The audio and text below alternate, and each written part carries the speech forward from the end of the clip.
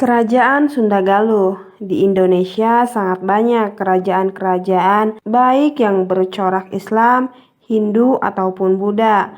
Khususnya untuk di Pulau Jawa ada sebuah kerajaan setelah runtuhnya Kerajaan Tarumanegara yang terletak di Jawa Barat, yaitu Kerajaan Sunda Galuh.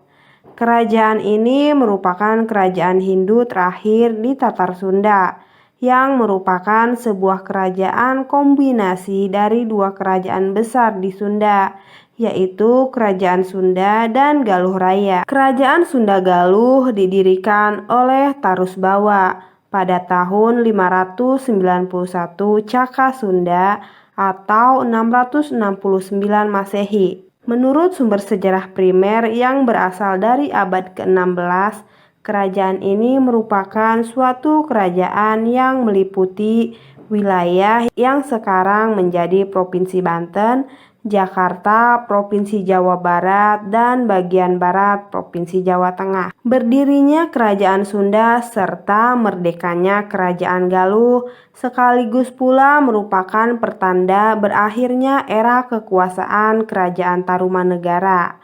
Berbeda dengan Kerajaan Galuh, Kerajaan Sunda pada masa awal berdirinya sama sekali tidak pernah mengalami masa-masa perwalian Kerajaan Tarumanegara. Pada masa Kerajaan Sunda, agama Hindu, terutama Hindu Siwa, memegang peranan penting dalam kehidupan masyarakat Sunda. Bukti tertulis baik karya sastra maupun prasasti dan tinggalan berupa candi atau arca-arca lepas mendukung adanya pemujaan ini. Walaupun agama Hindu, Waisnawa, dan agama Buddha juga berkembang, perkembangannya tidak seluas perkembangan agama Hindu. Sejarah Kerajaan Sunda Galuh. Galuh berasal dari Sangsakerta yang berarti sejenis batu permata. Kata Galuh juga bisa digunakan sebagai sebutan bagi ratu yang belum menikah atau raja putri. Sejarawan W.J. Pandermulen berpendapat bahwa kata Galuh berasal dari kata Sakaloh yang berarti asalnya dari sungai. Ada pula pendapat yang menyatakan bahwa kata Galuh berasal dari kata Galeh, dalam arti inti atau bagian tengah batang kayu yang paling keras. Kemudian sumber-sumber tertulis dari luar negeri yang menyebut nama Sunda kemudian sebagian besar berasal dari abad ke-14 dan ke-15, antara lain daerah berita Cina dan Portugis. Berita yang berasal dari dinasti Ming antara tahun 1368 sampai 1643 itu antara lain menyebutkan nama Sun Ta. Nama itu dianggap sebagai lapal Cina dari Sunda yang ketika itu berperan dalam sejarah Tatar Sunda. Hal ini tidak bertentangan dengan berita yang berasal dari Tom Pires yang menyebutkan bahwa awal abad ke-16 negara yang di Tatar Sunda mempunyai hubungan niaga dengan Portugis adalah Regno de Cumde, Kerajaan Sunda. Demikiannya hal yang dengan Antonio Pigafetta tahun 1522 yang memberitakan Sunda sebagai sebuah daerah yang banyak menghasilkan lada. Bahkan dari masa yang sama itu juga terdapat kesaksian seorang penyiar yang ikut dalam pelayaran keliling dunia dengan Magelhaens Camus mengenai kehadiran negara yang bernama Sunda. Naskah Paraton 1357 Masehi dan Nagara Kertagama Pupuh 1314 dari zaman Kerajaan Majapahit dengan tegas menyebutkan keberadaan Sunda sebagai sebuah kerajaan dan wilayahnya. Nama Sunda digunakan oleh Maharaja Purnawarman dalam tahun 397 Masehi untuk menyebutkan ibu kota kerajaan yang didirikannya, Tarumanegara. Tarusbawa, penguasa Tarumanegara yang ke-13, ingin mengembalikan keharuman Tarumanegara yang semakin menurun di Purasaba, ibu kota Sundapura. Pada tahun 670 Masehi, ia mengganti nama Tarumanegara menjadi Kerajaan Sunda. Selanjutnya punya nama lain yang menunjukkan wilayah atau pemerintahan yang sama seperti Galuh, Kawali, Pakuan, atau Pajajaran. Kerajaan Sunda pada tahun 669 sampai 1579 Masehi menurut naskah Wangsakerta merupakan kerajaan yang berdiri menggantikan kerajaan Tarumanegara.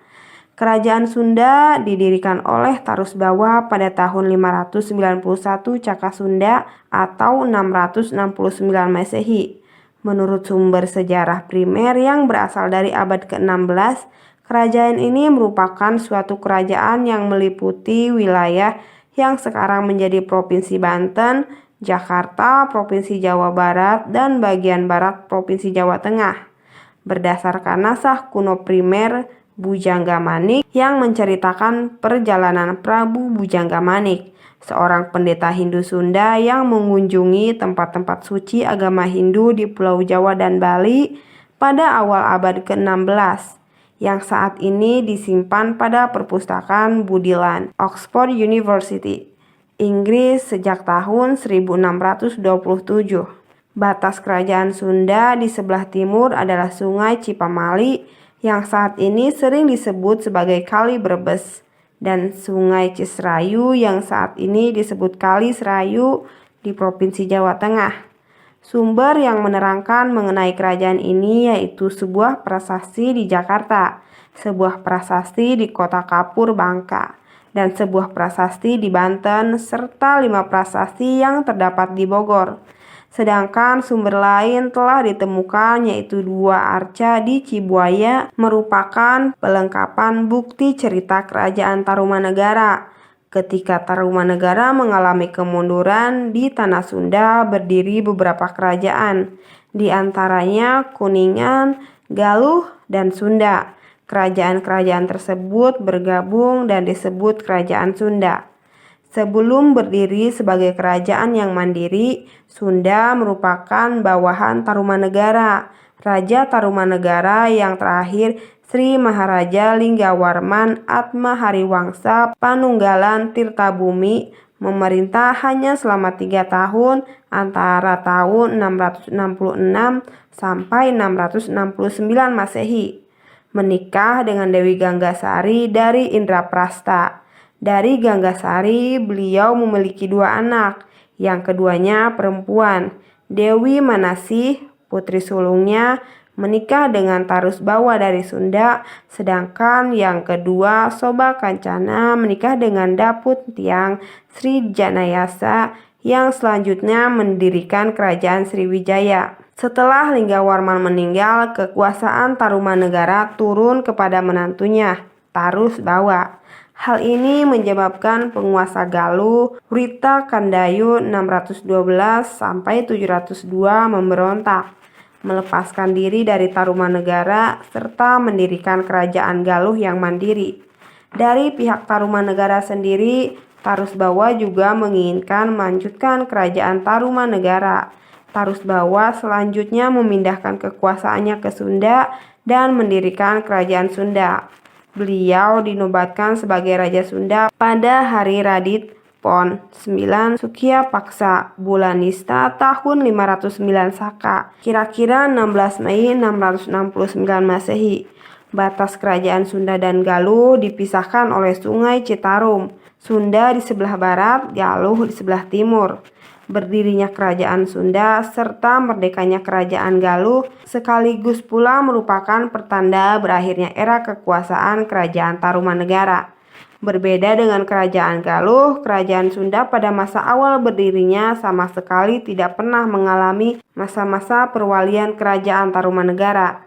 Galuh Kumara berlokasi di Tegal, beribu kota di Medang Kamulian. Tarusbawa bersahabat baik dengan Raja Galuh Bratasenawa atau Sena. Purbasora yang termasuk cucu pendiri Galuh melancarkan perebutan tahta Galuh di tahun 716 Masehi karena merasa lebih berhak naik tahta daripada Sena. Sena melarikan diri ke Kalingga. Istri Sena, Sanaha, adalah cucu Maharani Sima Ratu Kalingga.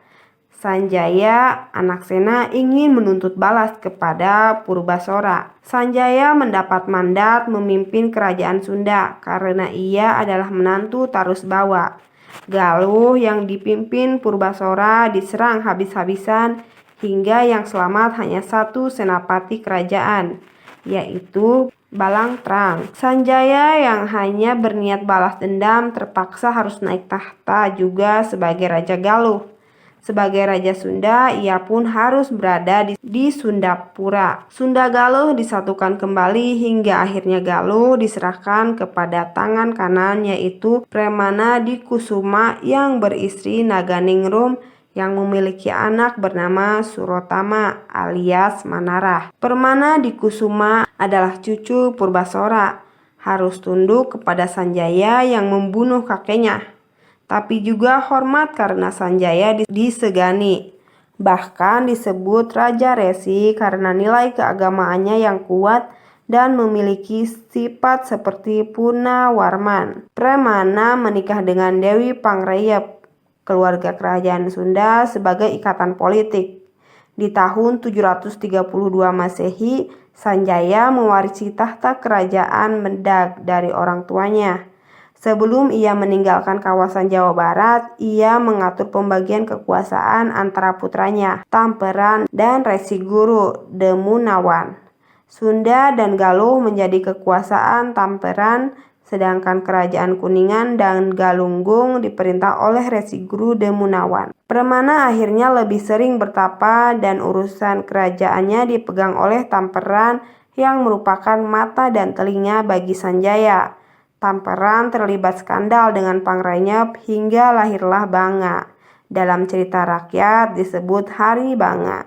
Tamperan menyuruh pembunuh bayaran membunuh Premana yang bertapa, yang akhirnya pembunuh itu dibunuh juga. Tapi semuanya tercium oleh Balangtrang. Balangtrang dengan Manarah merencanakan balas dendam. Dalam cerita rakyat Manarah dikenal sebagai Ciung Wanara. Bersama pasukan Geger Sunter yang dibangun di wilayah Kuningan, Manarah menyerang Galuh dalam semalam. Semua ditawan kecuali Banga dibebaskan. Namun kemudian Banga membebaskan kedua orang tuanya hingga terjadi pertempuran yang mengakibatkan Tamperan dan Pangrayep tewas, serta Banga kalah menyerah. Perang saudara tersebut terdengar oleh Sanjaya yang memimpin Mendag atas titah ayahnya. Sanjaya kemudian menyerang Manarah, tapi Manarah sudah bersiap-siap. Perang terjadi lagi namun dilerai oleh Demunawan, dan akhirnya disepakati Galuh diserahkan kepada Manarah dan Sunda kepada Banga. Konflik terus terjadi. Kehadiran orang Galuh sebagai Raja Sunda di Pakuan waktu itu belum dapat diterima secara umum. Sama halnya dengan kehadiran Sanjaya dan Tamperan sebagai orang Sunda di Galuh. Karena konflik tersebut, tiap Raja Sunda yang baru selalu memperhitungkan tempat kedudukan yang akan dipilihnya menjadi pusat pemerintahan. Dengan demikian, pusat pemerintahan itu berpindah-pindah dari barat ke timur dan sebaliknya. Antara tahun 895 Masehi sampai tahun 1311 Masehi, kawasan Jawa Barat diramaikan sewaktu-waktu oleh iring-iringan rombongan raja baru yang pindah tempat. Sementara orang menegaskan bahwa kerajaan Sunda meliputi setengah pulau Jawa. Sebagian orang lainnya berkata bahwa kerajaan Sunda mencakup sepertiga pulau Jawa ditambah seperdelapannya lagi. Katanya keliling pulau Sunda 300 legoa, ujungnya adalah Cimanuk. Sedangkan menurut naskah Wangsakerta, wilayah kerajaan Sunda mencakup juga daerah yang saat ini menjadi Provinsi Lampung melalui pernikahan antara keluarga kerajaan Sunda dan Lampung. Lampung dipisahkan dari bagian barat lain kerajaan Sunda oleh Selat Sunda. Menurut sejarah kota Ciamis, pembagian wilayah Sunda Galuh adalah sebagai berikut. Pajajaran berlokasi di Bogor, beribu kota di Pakuan. Galuh Pakuan beribu kota di Kawali. Galuh Sindula yang berlokasi di Lakbok dan beribu kota Madegili. Galuh Rahiang berlokasi di Brebes dengan ibu kota Medag, Pangramesan. Galuh Kalangon berlokasi di Roban, beribu kota Medag, Pangramesan. Galuh Lalean berlokasi di Cilacap, beribu kota di Medag, Kamulan. Galuh Pataruman berlokasi di Banjarsari beribu kota Banjar Pataruman. Galuh Kalingga berlokasi di Bojong beribu kota Karangkamulian. Galuh Tanduran berlokasi di Pananjung beribu kota Bagolo. Dari segi budaya orang Sunda dikenal sebagai gunung karena banyak menetap di kaki gunung dan orang Galuh sebagai orang air. Dari faktor inilah secara turun-temurun dongeng sekandang monyet jeung sekandang kuya disampaikan. Hingga pemerintah Raga Suci antara tahun 1297 Masehi sampai 1303 Masehi. Gejala ibu kota mulai bergeser ke arah timur ke Sunggalah, hingga sering disebut Kawali, kuali tempat air. Raga Suci sebenarnya bukan putra mahkota. Raja sebelumnya yaitu Jayadharma beristrikan dia Singamurti dari Jawa Timur dan memiliki putra mahkota Sanggara Mawijaya, lebih dikenal sebagai Raden Wijaya. Lahir di Pakuan, Jayadharma kemudian wafat tapi istrinya dan Raden Wijaya tidak ingin tinggal di Pakuan, kembali ke Jawa Timur. Kelak Raden Wijaya mendirikan Majapahit yang besar hingga zaman Hayam Wuruk dan Gajah Mada, mempersatukan seluruh Nusantara kecuali kerajaan Sunda yang saat itu dipimpin Lingga Buana, yang gugur bersama anak gadisnya Dyah Pitaloka Citra Resmi pada Perang Bubat tahun 1357 Masehi.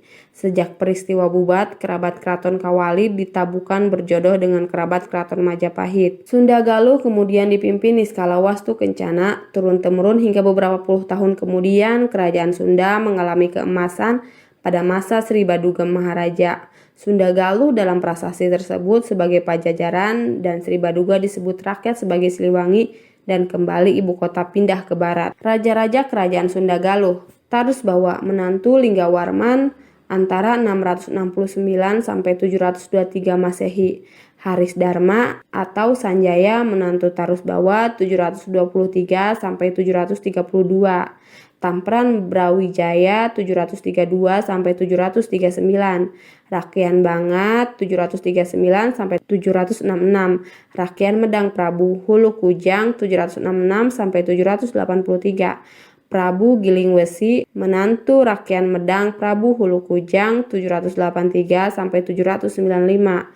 Pucuk Bumi Darmeswara menantu Prabu Giliwangsi 795 sampai 809. Rakyat Wuwus Prabu Gajah Kulon 819 sampai 891.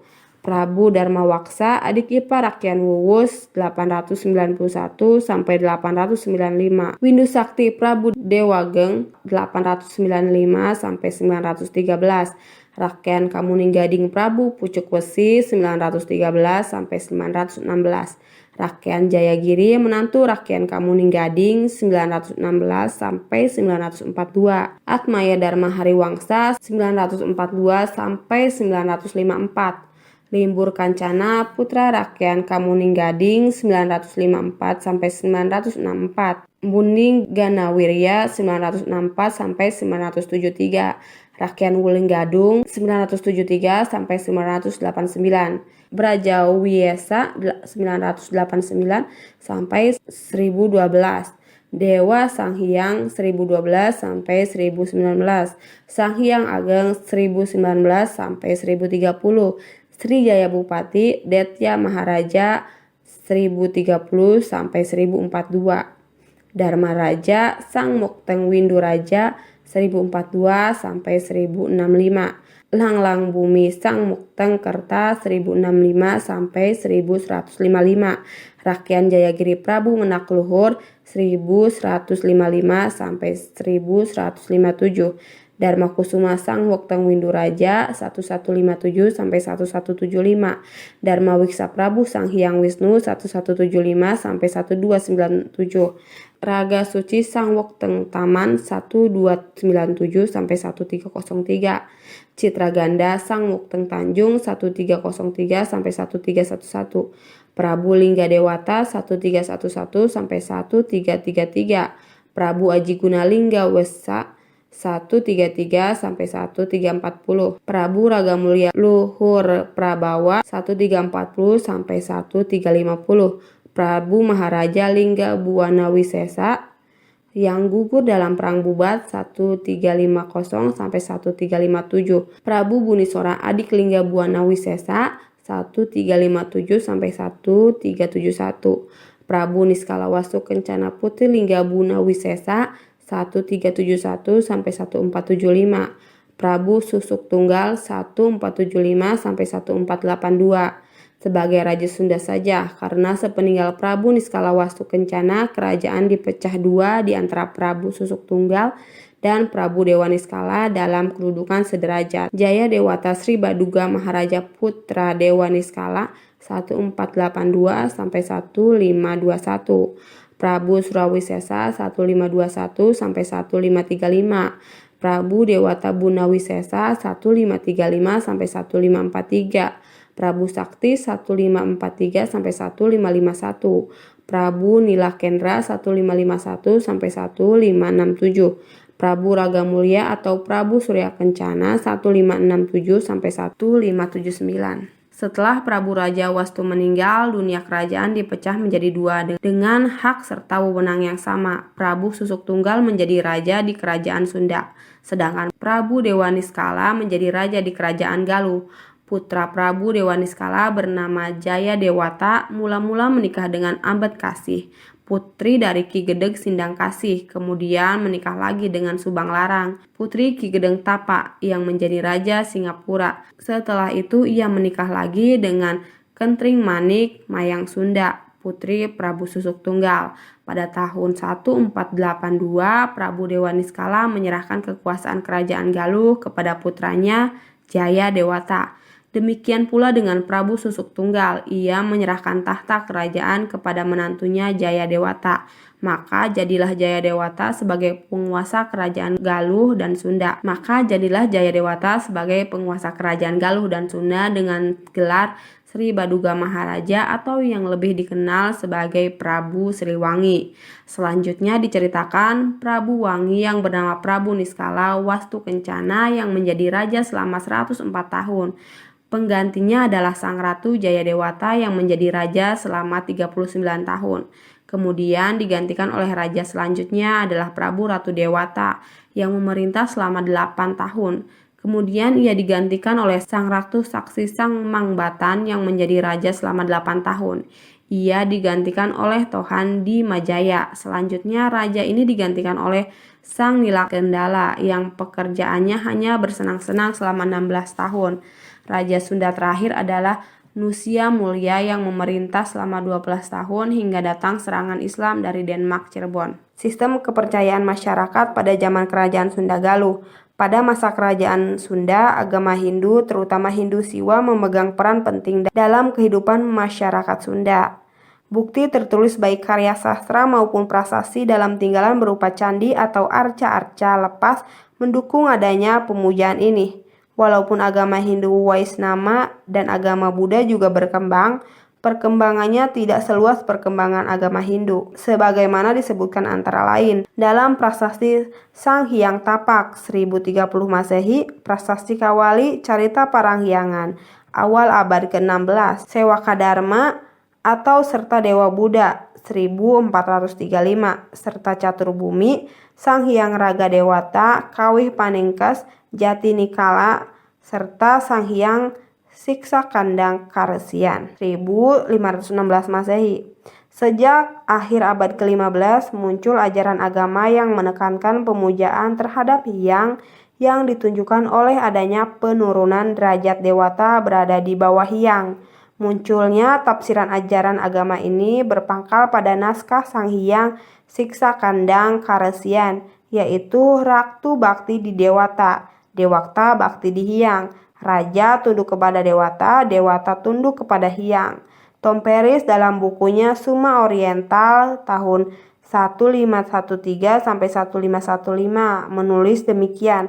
Raja Sunda memuja berhala, demikian pula semua pembesar kerajaannya. Hal itu sejalan dengan kelanjutan isi naskah itu ketika mengisahkan penguasa alam selesai menciptakan dunia, yang berbunyi, suara penguasa alam ketika menyempurnakan dunia abadi. Ujarnya, Brahmana, Wisnu, Isora, Mahadewa, Siwa, baktilah kepada Bharata. Ujarnya, Kusika, Garga, Mestri, Purusa, Patanjala, baktilah kepada Batara. Maka para dewata semua berbakti kepada Batara seada niskala. Semuanya menemukan yang hak dan yang wujud. Kedua kutipan itu menunjukkan bahwa Hyang adalah Batara Seda Niskala, Tuhan yang Maha Gaib, tokoh yang menempati kedudukan amat tinggi yaitu sebagai tujuan akhir perjalanan bakti manusia. Sang Hyang Siksa Kandang Karesian menekankan perbedaan antara surga, tempat dewa, dan Kang Hyang, tempat Hyang. Masuk surga disebut munggah, sedangkan masuk Kahiyang disebut mokta. Di dalam Sewaka Dharma disebutkan bahwa seorang yang telah mencapai kelepasan jiwa akan datang di Kahiyang. Prasasti Kawali 4 menyebutkan Sang Hyang, Lingga Hyang, lingga yang dianggap sebagai Hyang. Lingga di dalam ajaran Saiwa Siddhanta yang berkembang di Jawa dan Bali adalah lambang Dewa Siwa dan lambang kehampaan. Dalam ajaran tentang kelepasan jiwa diuraikan dalam Sewaka Dharma melalui tahap-tahap pelepasan jiwa, mulai dari persiapan jiwa menghadapi maut sebagai pintu gerbang pelepasan jiwa sampai perjalanan jiwa setelah meninggalkan penjaranya berupa jasad dan kehidupan duniawi. Setiap jiwa yang sempurna menjalankan Sewaka Dharma akan tiba di bumi kencana, tempat jati niskala. Itulah ujung dari perjalanan jiwa karena di sanalah letak keabadian. Kebahagiaan sejati, moksa, digambarkan sebagai berikut: suka tanpa duka, kenyang tanpa lapar, hidup tanpa mati, bahagia tanpa derita, baik tanpa buruk, pasti tanpa kebetulan, kelepasan jiwa tanpa kembali, tiba pada keabadian sejati. Naskah cerita Parahyangan menyebutkan bahwa seorang wiku harus menaati jati Sunda, berpegangan teguh pada ajaran Dharma dan menjalankan ajaran Sang Hyang Siksa. Penyebutan jati Sunda terdapat pula pada masyarakat Kanekes Baduy di Banten Selatan dengan sebutan Sunda Wiwitan. Agama mereka sekarang, kata yang searti dengan jati Sunda pada prinsipnya.